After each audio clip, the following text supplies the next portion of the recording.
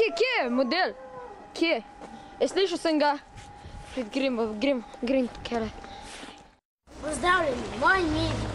Odeležil sem se delavnice v Vodlaki. Nahajam se v kinodvoru, kjer sem si ogledal film Mali Vodlak Dolfi. Film govori o dečku Dolfiju, ki se je na svoj 7. rojstni dan točno v polnoči, ki si je polna luna spremenil v Vodlaka. Dobar dan, ali verjamete v Vodlaka? Seveda. Kje pa živijo Vodlaki, po vašem mnenju? V mišljenih, vsakega tistega, kateri verjame v njih. Kaj delate med prostim časom? Hodi na kavo, gre na kosilo, pa če je polna luna, pa se spremeni v Vodlaka. Volkodlaki vsebujejo živalske hormone in človeške celice, kar je rezultat močno poraščenega človeškega telesa z veliko značilnostmi volka.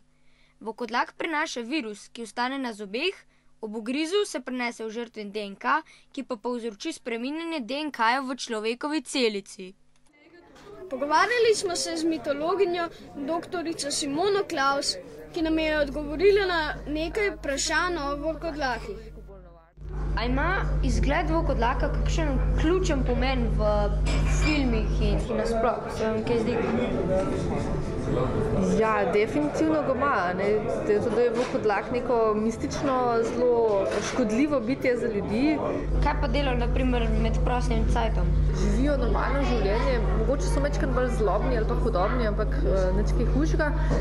Ko se pa spremenijo v volkodlake, so pa veliko bolj nevarni. So pa v bistvu demoni. So ravno tako kot čarovnice ali pa vampiri, so neka bitja, za katere so včasih varovali veliko bolj kot danes. Kaj pa sploh je volkodlaki? Ja, glavna slabost volkodlaka je v bistvu, da je kanibal, da je ljudi, ker to gre le za človeka, ki se spremeni v volka in je in škoduje drugim ljudem. Predvsem ima rad otroke, tako da so včasih zelo veliko strašil z njim otroke. A so vam drugače volkodlaki kot bitje všeč? Ne, ker so preveč kosmati. Noč, rekel bom sam najlepša hvala za intervju, pa se mogoče še kdaj vidimo. Hvala. Hvala dan.